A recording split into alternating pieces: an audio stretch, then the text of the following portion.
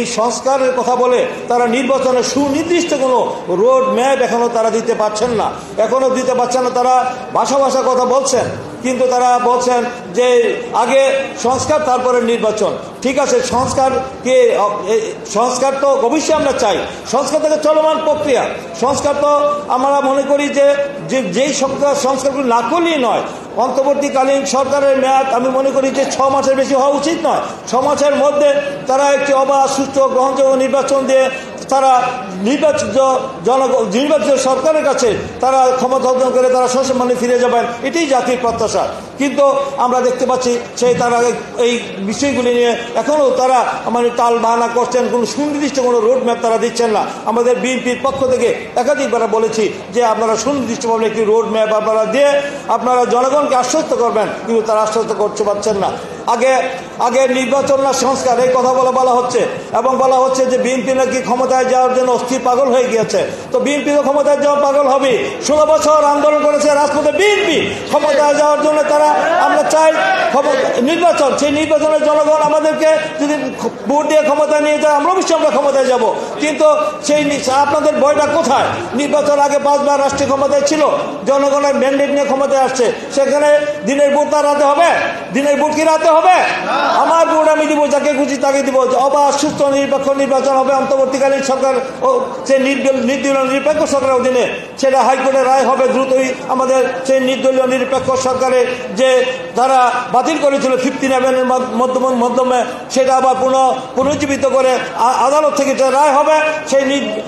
সেই তত্ত্বাবধায়ক সরকারের দায়িত্ব তারাও পালন করতে পারেন যদি জনগণ চায়, যদি আদালত চায়। কিন্তু তারা যদি এইভাবে সময় ক্ষেপণ করেন, তাহলে জনগণের আস্থা হারাবে। আবার কি আমরা রাজপথে নামতে বাধ্য হব? আমরা মনে হচ্ছে যে তারা যেভাবে যে সম্মুখ গতিতে, কচ্ছপ গতিতে আগাচ্ছে এবং তারা যে স্পষ্ট করছে না তাদের বিষয়গুলি, তার জন্য জনমনে অসন্তুষ্ট তৈরি হচ্ছে।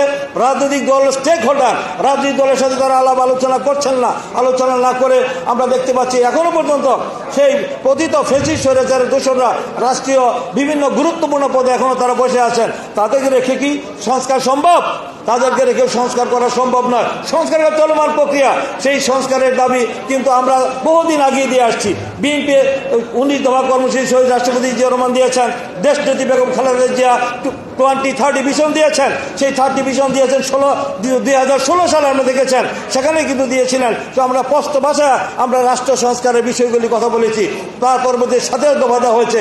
তার পরবর্তীতে আমাদের প্রিয় নেতা বিএনপির অ্যাক্টিং চেয়ারম্যান তারেক রহমান 31 দফা তিনি বিএনপি থেকে তিনি ঘোষণা করেছেন। সেটা ইতিমধ্যে দেশে বিদেশে আন্তর্জাতিকভাবে সেটা সমাদৃত হয়েছে, এটা গ্রহণযোগ্য হয়েছে, সর্বমহলে সেটা অ্যাকসেপ্ট করেছে যে 31 দফা বাংলাদেশের স্বাধীনতা উত্তর। কোনো রাজনৈতিক দল, কোন সরকার 31 দফা রাষ্ট্র সংস্কারের 31 দফা কোনো রাষ্ট্র সংস্কারের সুনির্দিষ্ট কোনো রূপরেখা অতীতে কোনো সরকার বা দল অতীতে দিতে তারা ব্যর্থ হয়েছে।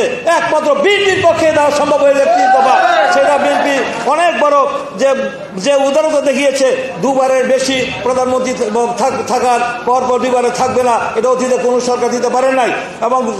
এবং দেখেছেন জাতীয় সরকারের কথা বলেছেন এবং দ্বিকক্ষ বিশিষ্ট পার্লামেন্টের কথা বলেছেন, অতীতে কোনো সরকার বলে নাই। আপনি 31 দফাটা যদি পরে দেখেন, সেই 31 দফার মধ্যে আপনারা দেখবেন যে 31 দফাটা যে রাষ্ট্রের মুক্তির সনদ, সেই 31 দফার মধ্যে সেখানে কিন্তু বিএনপির কোনো কথা লেখা নাই। এই দেশের জনগণের অধিকার আদায়ের কথা, জনগণ কি চায় সেই কথা বলেছে। আওয়ামী লীগ কি দিতে পেরেছে? 16 বছর তারা লুটপাট করেছে, দুর্নীতি করেছে, দলীয়করণ করেছে, দেশের সম্পদ বিদেশে পাচার করেছে, 27 লক্ষ কোটি টাকা বিদেশে পাচার করেছে, 18 লক্ষ কোটি টাকা বৈদেশিক ঋণের দায় চাপিয়ে দিয়েছে। এবং দেখতে পাচ্ছেন প্রতিদিনই তাদের দুর্নীতির ফিরিস্তি জাতীয় গণমাধ্যমগুলিতে প্রকাশ পাচ্ছে। কি পরিমাণ লুটপাট দুর্নীতি করে তারা দেশকে ধ্বংস করে দিয়েছে, অর্থনীতিকে। তাই এই সরকারের কাছে জনগণের প্রত্যাশা যে অতি দ্রুত সময়ের মধ্যেই আপনারা এই সংস্কার শেষ করে আপনারা যে সংস্কার কথা বলতে চান শেষ করে দ্রুত নির্বাচন দেন। 6 মাসের বেশি লাগার কথা না। তো দ্রুত আপনারা আগামী 2025 শেষে 2026-এর প্রথমের কথা বলছেন, সে সুনির্দিষ্টভাবে তারা আপনারা বলেন নাই। সেখানে জনগণ কি চায়? জনগণ চায় নির্বাচন। তারা চায় যে অনতিবিলম্বে একটি অবাধ সুষ্ঠু নির্বাচনের মাধ্যমে জনগণের সরকার প্রতিষ্ঠা হবে এবং সংবিধানের আমাদের যে সংবিধানের সাথে অনুচ্ছেদে রয়েছে, এই রাষ্ট্রের এই ভূখণ্ডের মালিক দেশের জনগণ। তাই জনগণ দীর্ঘদিন যাবৎ ভোটাধিকার থেকে বঞ্চিত হয়েছে। এই ভোটাধিকারের জন্য আমরা আন্দোলন করেছি, লড়াই করেছি নির্দলীয় নিরপেক্ষ সরকারের অধীনে নির্বাচনের জন্য। আবার যদি আমরা এই অন্তর্বর্তীকালীন সরকারের যে মানুষের আশা আকাঙ্ক্ষা প্রত্যাশা, এই যে 1,500-এরও বেশি আমাদের যে জীবন দিয়েছে, বিএনপির 400-রও বেশি নেতাকর্মীকে জীবন দিতে হয়েছে এই শুধু 4 মাসেই। আর দীর্ঘ 16 বছরের আন্দোলনে 60 লক্ষ মামলা হয়েছে এবং আমাদের প্রায় 1400-এরও বেশি ইলিয়াস আলী চৌধুরী আলম সহ 1400-এরও বেশি গুম হয়েছে। 3000-এর বেশি আমাদের নেতাকর্মীদেরকে এক্সট্রা জুডিশিয়াল কিলিং, বিচার বহির্ভূত হত্যাকাণ্ড আমাদের করা হয়েছে। এবং দেখেছেন কিভাবে সাজা দিয়ে অন্যায় অত্যাচার নিপীড়ন নির্যাতন করে বিএনপি পরিবারকে, বেগম খালেদা জিয়া, তারেক রহমানকে তার রাজনীতি থেকে চিরতরে বিচ্ছিন্ন করার জন্য, তারা রাজনীতি থেকে দূরে সরে রাখার জন্য অনেক চক্রান্ত ষড়যন্ত্র করেছে। এখনো সেই ষড়যন্ত্র অব্যাহত রয়েছে, এখনো মাইনাস ষড়যন্ত্র তারা করছে। আমরা বিভিন্নভাবে শুনতে, দেশীয় আন্তর্জাতিক অনেক চক্রান্ত হচ্ছে। সেই চক্রান্তের ব্যাপারে আপনার সজাগ থাকতে হবে। কোনো চক্রান্ত ষড়যন্ত্র করে আমাদের এই অর্জিত এই বিজয়কে কোনো নস্যাৎ করার সুযোগ দেওয়া যাবে না। পতিত স্বৈরাচারে আবার আসার কোনো সুযোগ করে দেওয়া যাবে না। এবং তাদেরকে পতিত ফ্যাসিস্ট স্বৈরাচারী হাসিনার আওয়ামী লীগকে বাংলাদেশে রাজনীতি করার আর কোনো নৈতিক অধিকার নাই। তারা বাংলাদেশে রাজনীতি করতে পারবে না, করার অধিকার তাদেরকে জনগণ আর দিবে না। তাই যদি কোনো রকম শৈথিলতা দেখান, কোন অন্তর্বর্তীকালীন সরকার কেউ যদি আওয়ামী লীগের সেই পতিত ফ্যাসিস্টদেরকে, যারা গণহত্যাকারী, তাদের সাথে যদি ভারতের সাথে সুর মিলিয়ে কেউ কথা বলেন, তাদেরকেও আইনের আদালত আসবে, তাদেরকে জনগণের কাছে জবাবদিহি করতে হবে।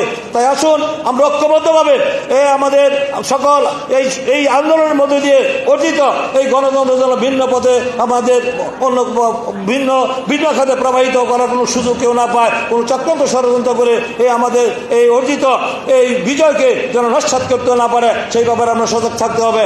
কারণ আমরা 69-এর গণঅভ্যুত্থান করেছি, 71-এর স্বাধীনতা ঘোষণা, স্বাধীনতার যুদ্ধ করেছি, 90-এর সব ছাত্র গণঅভ্যুত্থান করেছি।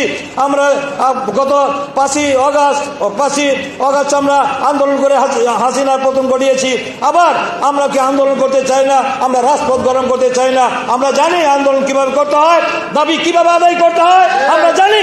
তাই আমাদেরকে যেন রাজপথে নামতে না হয়, তার জন্য অন্তর্বর্তীকালীন সরকারের কাছে আমাদের বিনীত অনুরোধ, এই সরকারের কাছে, এই অন্তর্বর্তীকালীন সরকারের কাছে জনগণের আশা আকাঙ্ক্ষা প্রত্যাশা আস্থা অনেক বেশি।